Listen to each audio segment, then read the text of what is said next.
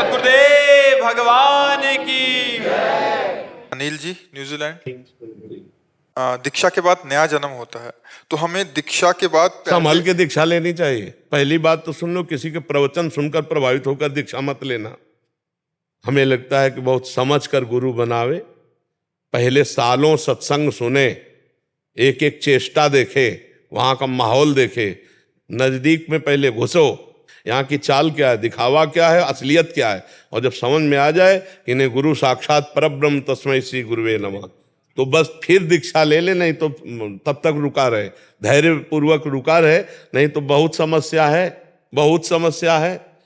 प्रवचन से जिनको भी सुनते हैं तो तत्काल प्रभावित होके, तो ऐसा लगता है कि सर्वस्व यही है, तो तत्काल मंत्र नहीं, तत्काल नहीं प्रभावित होना चाहिए, अपने वेग को रोकना चाहिए कि हम मानेंगे इन्हीं को गुरु। अगर हमारा मन कह रहा है पर साल 2 साल रुकेंगे, कोई बिगड़ना नहीं। राधा राधा जपो, राधा राधा जपते हुए प्राण छूटेंगे, भगवान की प्राप्ति होगी। पर हम अगर महर्षि जी ये कर बैठे हो, कोई कर बैठा है, उसमें क्या होता है कि जैसे अब गुरु बना लिया और हमारी फिर श्रद्धा बिगड़ी, तो फिर बहुत ही हानि होती, निंदा स्तुति की बात होती है, बहुत गड़बड़ हो जाता है। नहीं, मतलब बहुत संभल करके हमारा उद्देश्य होना चाहिए भगवत प्राप्ति। सत्संग का मतलब होना चाहिए सार्वजनिक भगवत प्राप्ति।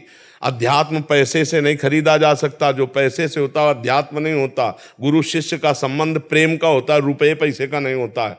अगर रुपये पैसे का हो, जहाँ देखे तो हट जाना चाहिए, दूरी बना लेनी चाहिए, नाम जप करना चाहिए। तो बहुत सोच समझ करके गुरु बनावे। आजकल तो ये बहुत विचित्र समय है, बहुत सोच समझ करके गुरु बनावे, और जब बना ले तो फिर गुरु साक्षात परब्रह्म। और सच्ची बात तो यह है कि गुरु भगवान है, भगवान ही गुरु है, कोई व्यक्ति गुरु हो नहीं सकता। जब हमारा किसी शरीर पर भगवत भाव हो जाए कि हमारे परब्रह्म हैं, हमारे गुरुदेव हैं, और बहुत लंबे समय तक, तब बनाना। ऐसा किसी को गुरु नहीं बनाना चाहिए। पहले दूरी बनाकर उसके सत्संग, उसका भाव, उसका ऐसा, फिर गुरु बना के तब, नहीं तो बहुत फसाव है। महर्षि गुरु बना ली जी, अब उसके बाद और कहीं ज्यादा मन लगने लग गया, गुरु में भी निष्ठा है जी, कहीं बहुत ज्यादा, और तो गुरु भगवान उन्हीं को माने और सत्संग करता रहे, गुरु भगवान का दिया हुआ नाम जप करता रहे, बढ़िया है, उसमें कोई फर्क नहीं पड़ेगा।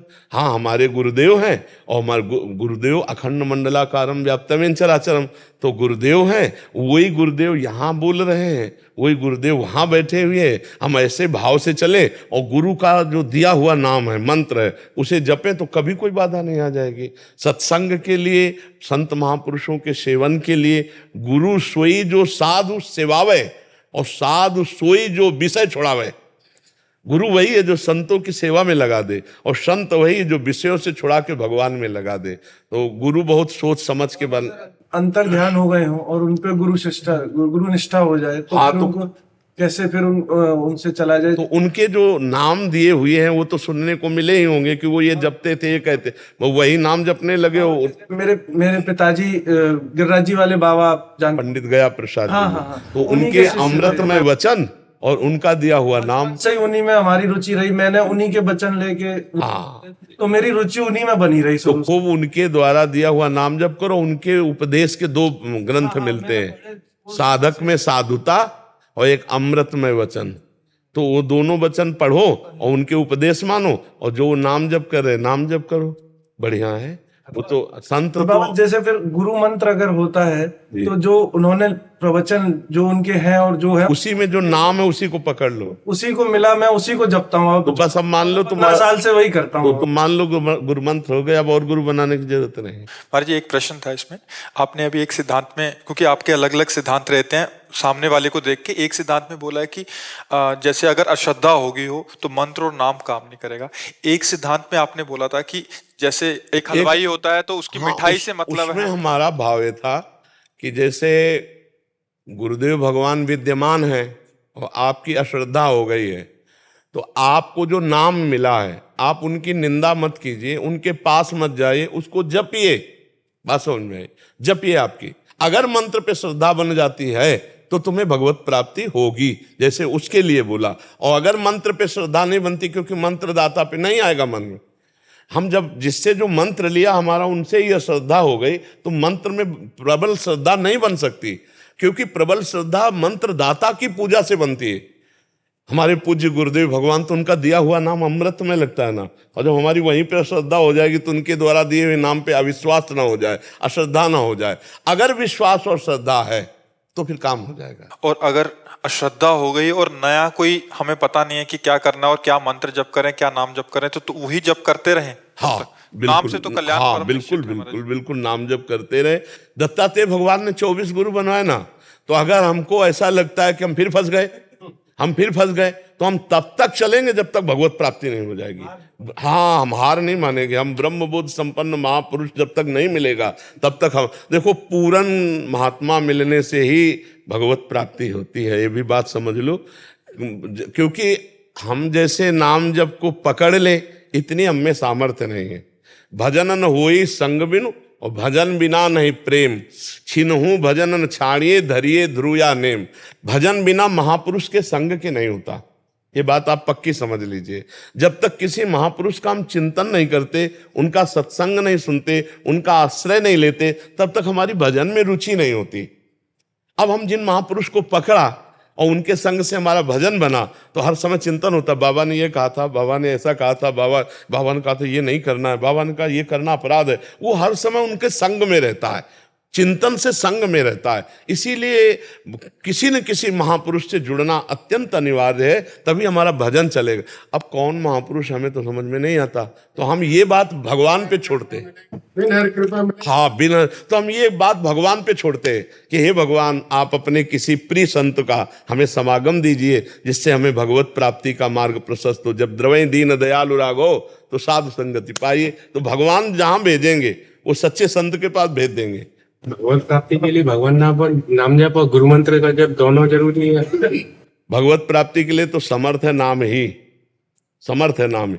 अब उसमें 5 भाव हैं भगवत प्राप्ति के, जैसे शांत भाव है, दास्य भाव है, सख्य भाव है, वात्सल्य भाव है, कांता भाव है, अपना तो सहचरी भाव जैसे वृंदावन का है। अब इन भावों में प्रवेश करना है तो मंत्र जरूर चाहिए। नाम से भगवत प्राप्ति हो जाएगी, संसार समुद्र से पार हो जाओगे। पर अब जैसे आपको भगवान के सखा बनना है तो फिर सखा भाव का मंत्र चाहिए। आपको गोपी भाव चाहिए तो गोपी भाव का मंत्र चाहिए। आपको वात्सल्य भाव चाहिए तो वात्सल्य भाव का मंत्र चाहिए। इसीलिए आचार्य प्रकट हुए, जैसे श्री वल्लभाचार्य भगवान प्रकट हुए तो सखा भाव के लिए पुष्टि मार्ग है ना, सखा भाव के लिए वात्सल्य भाव, 2 भावों का। ऐसे बड़े बड़े महापुरुष प्रकट हुए आचार्य रूप। वो मंत्र जैसे हम लोगों में है तो सहचरी भाव का मंत्र है, तो नाम जप से तो कल्याण हो जाएगा, भगवत प्राप्ति हो गई। लेकिन हम श्री जी की सखी बनकर श्री जी की सेवा में, इसके लिए मंत्र की जरूरत है। उस मंत्र की जो हमें सहचरी भाव प्रदान करे, इसलिए मंत्र दिए जाते हैं। अब जैसे नाम जप हम कर रहे हैं, अब हमें कैलाश में भगवान शिव का पार्षद बनना है तो हमें भगवान शिव का मंत्र चाहिए, है नहीं। भगवान के तो विविध धाम है ना, वो मंत्र उसी स्वरूप में आपको स्थित करेगा जाकर के। कल्याण तो नाम से हो जाएगा, भव समुद्र से पार हो जाएगा, पर भगवान की जो विविध भाव का रसास्वादन है उसके लिए फिर मंत्र की जरूरत होती है। समझ पा रहे महाराज जी? नाम सिर्फ जैसे जगराज होता है, मैं जगराज धरण में तेरी शरण, यही जपता था शुरू से, तो ये भी नाम ही माना जाए? हाँ, जपो किसे, बचपन से यही जपता हाँ था, ये जपो नाम ही है ना? हाँ, एन केन प्रकारेण भगवान से चित्त का जोड़ना है। संशय मत करना, नहीं तो फिर घाटा हो जाता है। संशय से घाटा हो जाता है। जो हम जपते हैं वो पक्का है, गिरिराज वही भगवान ही है, कोई और थोड़ी है। गिरिराज धन में आपकी शरण, वो तो बात एक है, भगवान की शरण में है। श्री कृष्ण ही गिरिराज है, गिरिराज ही श्री कृष्ण, कोई अंतर नहीं है। मेघेंद्र शर्मा जी। श्री राधे महाराज जी। महाराज जी, मैंने अपने जीवन में लक्ष्य के प्रति समर्पण भाव रखा, लेकिन व्यक्तिगत क्षमता अनुरूप यथेष्ट स्थान प्राप्त नहीं हुआ। आखिर भाग्य या कर्म या प्रारब्ध किस रूप में नियति को नहीं, मंजूर कर किधर लक्ष्य क्या है? संसारिक किसी पदवी का, या तो उसमें पुण्य आपका तप दोनों चाहिए। अगर आपका पुण्य और तप कमजोर है तो लक्ष्य सांसारिक पूर्ण नहीं हो सकता। देखो, कई ऐसे देखे जाते हैं कि उद्योग रहित है, उतना परिश्रम नहीं किया और वो बहुत ऊंचाई पर देखे जाते हैं। उतना श्रम नहीं किया, उतना प्रयास नहीं किया, उतनी योग्यता नहीं, उतना शारीरिक बल नहीं, उतना बौद्धिक बल नहीं, और बहुत विकास को प्राप्त हो रहे। और देखा जाता है उनसे सैकड़ों गुना अगर तौला जाए तो बौद्धिक, शारीरिक बल, प्रयास, सब कुछ उसका है, लेकिन वो असफल है, ऐसा देखा गया है। तो इसमें जो पूर्व का पुण्य है वो काम कर रहा है।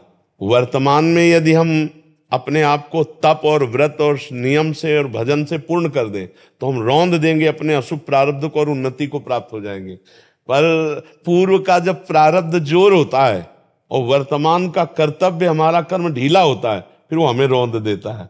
तो इसलिए ऐसा देखा जाता है कि जैसे आप बहुत प्रयासरत रहे, आपने हर तरह का उद्योग किया, लेकिन आप अपने जो माना हुआ लक्ष्य है वहां नहीं पहुंच पाए, तो उसमें आपका पूर्व प्रारब्ध जो है वो बलवान हो गया और उसने बाधा पहुंचा दी। तो हमें पूर्व प्रारब्ध के अधीन नहीं रहना, हमें थोड़ा नवीन अनुष्ठान करना है। अगर हम थोड़ा भजन परायण हो जाएं और समाज सेवा, किसी की भी सेवा, तो सेवा से पाप नष्ट होते हैं और भजन से हमारा तप बढ़ता है। तो हम प्रारब्ध को रौंद देंगे, फिर आगे बढ़ जाएंगे। हम भगवान के अंश हैं, हम हारने वाले नहीं हैं, हम झुकने वाले नहीं हैं। बात समझना, आज हम हार गए, आज हम झुक गए, तो हम अपनी कमी को दूर करेंगे और हम और अपना बल बढ़ाएंगे और आगे हम भविष्य में उन्नति को प्राप्त होंगे। अगर हम इस जन्म में नहीं कर पाए तो अगला जन्म करेंगे, शरीर ही तो बदलेंगे, हम तो वही रहेंगे। अपने को कभी निराश नहीं करना चाहिए। हाँ, भजन की कमी, प्रारब्ध जोरदार, तो फिर हमें परास्त होना पड़ता है। भजन की कमी, प्रारब्ध जोरदार, तो हमें परास्त होना। पंडित भरत पांडे जी। जी, श्री हरिवंश। राधे राधे। महाराज जी ये कह रहे हैं कि आप ब्रह्मलीन भागवत भूषण स्वामी श्री दीन दयालु जी महाराज जी के पौत्र हैं, ललिता आश्रम से आए। महाराज जी आपका कई बार महाराज जी भी कृपा करके आए हैं, दर्शन दिए, यहाँ से हितधाम तक कई बार आए जी। महाराज जी भक्ति में अहंकार नहीं होना चाहिए, परंतु किसी न किसी प्रकार के अहंकार से जीव ग्रसित हो जाता है और कई बार अच्छे कर्मों का भी तो अहंकार हमारे अंदर प्राप्त वो हो जाता है। भक्ति आए ना तब जिसमें अहंकार नहीं होता। अभी वो भक्ति नहीं आई ना जिसमें अहंकार नहीं होता। अभी तो हमारी जो भक्ति है वो क्रियात्मक है, हम क्रिया को लेकर ही भक्ति मान रहे हैं ना। अभी स्मृति रूप में नहीं आई है।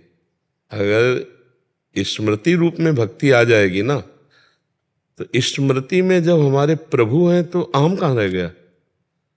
ब्रह्म नहीं, माया नहीं, नहीं जीव नहीं काल, अपनी ही सुदिना रही, एक रहे नंदलाल। भक्ति का स्वरूप तो है कि तन्मयाहा, देवर्षि नारद जी लिख रहे, तन्मयाहा, अपने इष्ट में तन्मय।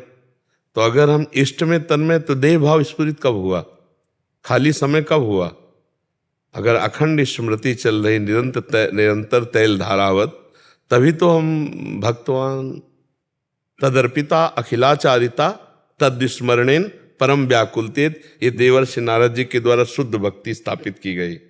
जितने भी आचरण हैं भगवान को समर्पित और हर समय भगवान की स्मृति में डूबना, तो अभी वो भक्ति तो आई नहीं। अभी देह भाव, और देह भाव के अनुसार कुछ सत्क्रियाएं और कुछ असत्क्रियाएं। क्रियाएं अभी शुद्ध सात्विक निष्काम भाव युक्त, वो भक्ति का स्वरूप नहीं है। अभी सकामता है, अभी मिठास है इंद्रियों में, शब्द स्पर्श रूप रस गंध, इसमें अभी मीठापन है, इसमें सुख बुद्धि है। तो हमारे द्वारा असत क्रियाएं होएंगी, असत क्रियाएं होंगी तो कर्ता भाव पुष्ट बना रहेगा। जिस दिन असत क्रियाएं ना होंगी, तो जैसे निर्मल और शांत जल में नीचे क्या है दिखाई देने लगता है ना, ऐसे निर्मल और एकाग्र अंतःकरण में आत्मस्वरूप का बोध होने लगता है। तब विशुद्ध भक्ति का जागरण होता है। जितने भी विशुद्ध भक्त हुए सब ज्ञान परायण हुए। हनुमान जी परम ज्ञानी है, ज्ञानी नाम अग्रगण्यम बुद्धिमताम वरिष्ठम विश्वामित्र महामुनि ज्ञानी गरुण महाज्ञानी गुण राशि, सब ज्ञान भक्त के अंदर आ जाता है, तभी तो निष्काम होता है। तो अभी हम धैर्यपूर्वक चलते रहें, हम अपनी परीक्षा ना करें, हम देखते रहें कि हमारी इच्छा का जो भाग प्रभु की तरफ जुड़ा है वो तो धन्य हो गया, और जो देह भाव से भोगों की तरफ जुड़ा है हमें उसको रोकना है, उसको प्रभुमय बनाना है। तो अब जैसे विषय सेवन के बिना शरीर नहीं चलेगा, नहीं चलेगा, इसको उचित आहार विहार चाहिए। विषय सेवन के बिना व्यवहार नहीं चलेगा, क्योंकि आप गृहस्थ में हैं, तो विषय सेवन व्यवहार के लिए आवश्यक है, तो उसकी एक सीमा रख दी गई धर्म की। तो धर्म से युक्त शास्त्र सम्मत विषय सेवन किए जाए तो जो असत प्रवृत्तियां उनका नाश हो जाए। इस पर आप ध्यान दीजिए। तो महाराज जी, जिसको हम फिर भक्ति समझ रहे हैं वो भक्ति की बहुत प्रारंभिक स्थिति कहलाएगी। अब ये आप इसमें हमारे तो वचन से आप उसको कसौटी पे कसिए कि यदि हमारे देह भाव के भोग की एक भी असत प्रवृत्ति है, असत प्रवृत्ति, तो अभी भक्ति का स्वरूप प्रकाशित नहीं हुआ। क्योंकि भक्ति का स्वरूप प्रकाशित होने पर कामना रहितम, जो हमारा भक्ति है वो प्रेम ही तो है ना, गुण रहितम, सूक्ष्मतरम, अनुभव स्वरूपम, अनिर्वचनीयम, आता है ना भक्ति का स्वरूप। जो भक्ति मतलब प्रेम भक्ति। तो अभी हमारी साधन भक्ति चल रही है। साधन भक्ति में सकामता जागृत हो सकती है। आप सच्चाई से देखो, क्या सकामता नहीं आती, कामना नहीं आती, रहती ना। तो अभी हमारी साधन भक्ति है। अभी भक्ति फला स्वरूप जो है, प्रेम स्वरूप, जो भगवत अनुराग में द्रवित चित्त होकर हर समय उनके लिए रुदन करना, उनके लिए गायन करना, उन्हीं के विषय में सोचना, अपनी स्मृति का भी लोप हो जाना, चाहे 1 मिनट के लिए हो, अपने को भी भूल गए प्रभु के चरण, वो अभी रंग नहीं आया। इसीलिए देहाभिमान भी स्फुरित हो सकता है, सकामता भी, भगवान से भी सकामता या लोक से सकामता, ऐसा हो सकता है। क्योंकि अभी भक्ति घनीभूत नहीं हुई। जब घनीभूत भक्ति हो जाएगी तो उसमें पुलाई नहीं रहेगी, उसमें स्वसुख वांछा नहीं रहती। अभी स्वसुख वांछा है। अगर हम ईमानदारी से अपने को देखेंगे तो हम सही माने में आगे महान भक्त बन जाएंगे। स्वसुख वांछा है ना अपने अंदर। अपने अंदर अगर हमारा कोई अपमान करे तो अभी बुरा लगेगा, नहीं लगेगा। हमारा कोई सम्मान करे तो अच्छा लगेगा, हमारी कोई बड़ाई करे तो प्रियता लगेगी, बुराई करे तो हमें अच्छा नहीं लगेगा। इसका मतलब अभी भक्ति का रंग जो है वो अभी चढ़ा नहीं है। नहीं तो शत्रु मित्र समझानी, मान मान अपमान सम, दुख सुख लाभ नहानि, यह जो कृपा हरिवंश की। हमारी वाणी जी में लिखा है कि आचार्य गुरुदेव की इष्ट की कृपा का स्वरूप क्या है? बोले शत्रु और मित्र में समान भाव हो जाना, मान और अपमान में समान भाव हो जाना, सुख और दुख में समान भाव हो जाना, लाभ और हानि में समान, अर्थात द्वंद्वों में समान भाव हो जाना। ये भक्ति का स्वाभाविक लक्षण आ जाएगा। और भक्ति का दिव्य लक्षण कि द्वंद्वों का भान ही न हो, केवल अपने प्रभु दिखाई दें। अगर ये अपमान कर रहे हैं तो अपमान वृत्ति में न जा करके भगवत वृत्ति में जाए, मेरे प्रभु। अगर मेरे प्रभु सामने तो फिर मान और अपमान दोनों पे वृत्ति नहीं जाएगी। अभी मान अपमान पे वृत्ति जाएगी, बाद में हम चिंतन करेंगे कि उनमें भी तो प्रभु हैं। ऐसा हो सकता है कि हम बाद में चिंतन करें, लेकिन वर्तमान में प्रभु में वृत्ति नहीं रहेगी, मान अपमान में चली जाएगी, सुख दुख में चली जाएगी। तो अभी हमारी भक्ति रंग नहीं लाई है। जब भक्ति रंग लाएगी तो उसका पहला काम होता है देहाभिमान का नाश करना। क्योंकि संस्कृति मूल शूल प्रदनाना, सकल शोकदायक अभिमाना, ताते करें कृपा निधि दूरी, सेवक पर ममता तिभूरी। ये देह भाव बहुत जन्मों से पुष्ट है और भक्ति इसी को भस्म कर देती है। और इसी के द्वारा सब संचित कर्म है, इसी के द्वारा क्रियमाण है और इसी के द्वारा प्रारब्ध का भान होता है। तीनों को मिटा देती है भक्ति। संचित को भस्म कर देती है, क्रियमाण को निष्फल कर देती है और प्रारब्ध को निष्प्रभावित कर देती है। जैसे प्रारब्ध भोग से किडनी फेल है तो है, पर वो भक्ति के प्रभाव से अपनी दिनचर्या चल रही, भगवत साधन भजन बन रहा है, तो कोई शोक नहीं है कि मुझे कि किडनी का शरीर मरीज है, अगर ना होता तो मैं भजन करता। ऐसा नहीं है, वो अपना है, लेकिन उसका प्रभाव हमारे जो दिनचर्या, हमारा जो भजन, हमारा जो साधन, उस पर नहीं पड़ रहा। ये भक्ति का प्रभाव आएगा। संचित कर्म भस्म, क्रियमाण निष्फल और प्रारब्ध निष्प्रभावित, प्रारब्ध को निष्प्रभावित कर देती है। तो अभी हम चलें, हमारा विशेष चिंतन प्रभु के नाम स्मृति में रहे और हमारे द्वारा कोई गलत कार्य ना हो जाए। देखो गोस्वामी तुलसीदास जी बहुत सरल शब्दों में बोले कि बिगड़ी जन्म अनेक की, अब ही सुधरे, अब ही आज, अब ही सुधरे आज, अब ही सुधरे आज। इस शब्द पर ध्यान देना है, होए राम को। पहली बात, आप पहले भगवान को स्वीकार करो कि मेरे हैं, प्रभु के सिवा मेरा कोई नहीं। ये हम नहीं कह सकते, कहेंगे तो झूठे हो जाएंगे, क्योंकि प्रभु के सिवा मेरा कोई नहीं है। ईमानदारी से हृदय में झांक के देखा जाए तो प्रभु के सिवा और सब कुछ है। याद ले, जैसे भगवान श्री राम कह रहे, जननी जनक बंधु सुत दारा, तनु धन धाम सुहृद परिवारा, सबकी ममता ताग बटोरी, मम पद मन ही बांधि बर डोरी।